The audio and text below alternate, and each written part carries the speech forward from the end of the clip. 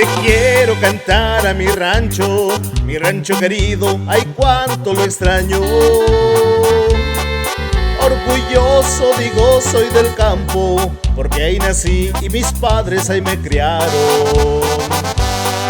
Su fiesta es el 8 de septiembre, fiesta patronal donde se reúne la gente. Y no podía faltar su feria incandescente, que da vida a sus fiestas con sus luces tan bellas. ¿Qué les puedo decir de mi gente? Gente trabajadora y también muy humilde. Chalcatongo es mi rancho querido, la nostalgia me llega y quiero regresarme. Como extraño a mi rancho querido, como extraño a mis hermanos y amigos, como extraño a mis padres queridos. Pronto volveré para que estén otra vez conmigo. Como extraño trabajar la tierra, como extraño las tortillas de mi abuela. Volveré lo más pronto que pueda para que ahí me entierren el día en que yo muera.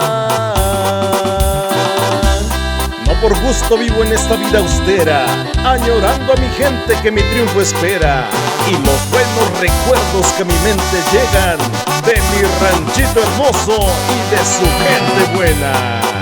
Montañas tan altas y hermosas, hermosas y verdes que adornan el valle. Incomparable es mi rancho querido, la nostalgia me invade y quiero regresarme.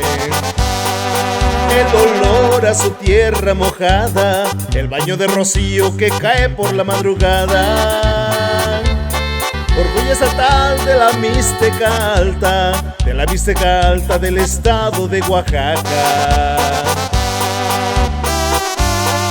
Como extraño mi rancho querido, como extraño a mis hermanos y amigos, como extraño a mis padres queridos. Pronto volveré para que estén otra vez conmigo. Como extraño trabajar la tierra, como extraño las tortillas de mi abuela. Volveré lo más pronto que pueda para que me entierren el día en que yo muera.